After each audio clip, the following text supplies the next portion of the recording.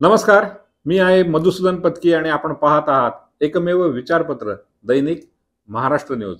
नेमकं तेच या कार्यक्रमामध्ये आपल्या सगळ्यांचं मनापासून स्वागत. महाराष्ट्राचं राजकारण 2019 सालानंतर अत्यंत वेगळ्या टप्प्यावर येऊन थांबलं होतं. आपण पाहिलं मी पुन्हा येईन म्हणणारे देवेंद्र फडणवीस यांना 5 वर्षात मुख्यमंत्री पदावर पुन्हा येता आलं नाही.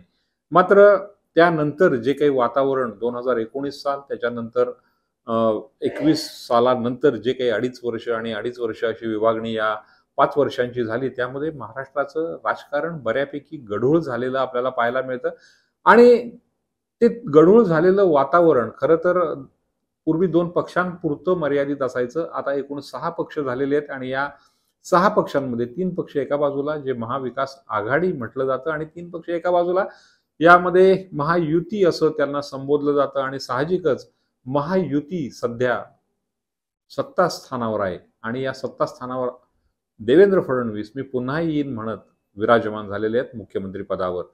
अर्थात त्यापूर्वी म्हणजे मागच्या 2.5 वर्षामध्ये मुख्यमंत्री पदावर एकनाथ शिंदे होते आणि साहजिकच त्यांच्या नेतृत्वाखाली या निवडणुका लढवल्या गेल्या. 2019 सालानंतर जे राजकारणाला वळण लागलं होतं ते पुन्हा सरळ करण्याच्या दृष्टीने देवेंद्र फडणवीस यांनी पहिली टर्म आणि आता सलग 5 वर्ष कदाचित तेच मुख्यमंत्री असतील.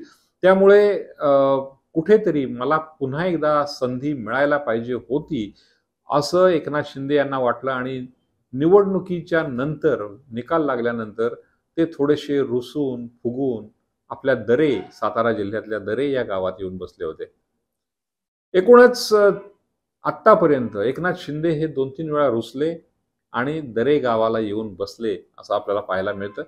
याचं एक तर पहिल्यांदा जी काही यादी होती, जागा कोणाला किती मिळणार आणि कोण उभे कुठल्या जागेवर राहणार याकरताही थोडीशी धुसफूस सुरू होती.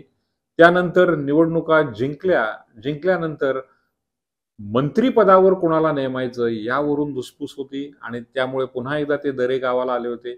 तर आता पालकमंत्री कोणाला निवडायचं किंवा पालकमंत्री जे नेमणूक झालेली आहे त्यावर धुसफूस आहे आणि पुन्हा एकदा एकनाथ शिंदे आपल्या दरे या गावाला येऊन थांबलेले आहेत. त्यांची समजूत काढण्याकरता बावनकुळे, चंद्रशेखर बावनकुळे आणि गिरीश महाजन यांनी खटपट केली.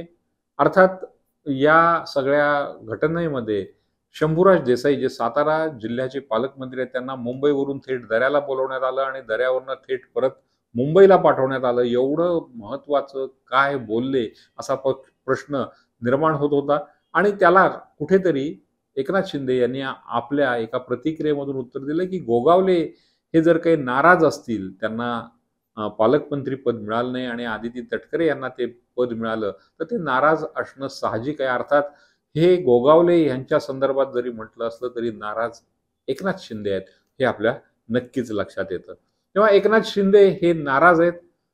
त्यांची नाराजी ही मुख्यमंत्री पद आपल्याला मिळायला पाहिजे इथपासून होती. त्यांच्या प्रवक्त्यांनी मुख्यमंत्रीपदी एकनाथ शिंदे असावेत असं 2, 3, 4 वेळा म्हणूनही पाहिलं होतं.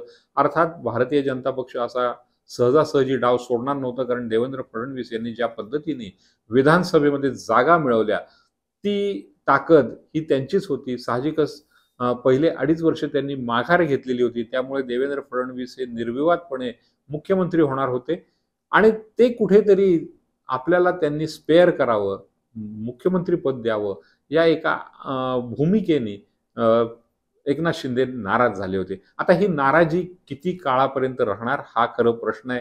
आणि अशा पद्धतीने म्हणजे अजित पवार हे सुद्धा नाराज आहेत आणि तेही मधनं आपली नाराजी व्यक्त करत असतात. अर्थात हे 3 पक्षांचं सरकार आहे. रिक्षा म्हटली जाते, 1 चाक ट्रॅक्टरचं, 1 चाक बैलगाडीचं आणि 1 चाक जर काही सायकलचं असेल आणि रस्ता खडबडीत व्हायला लागला तर ते चालवणं अवघड होणार आहे. अर्थात देवेंद्र फडणवीस हुशार आहेत. ते एकनाथ शिंदे आणि अजित पवार यांना सांभाळून घेतील किंवा स्वतःला त्या दोघांना सांभाळायला लावतील.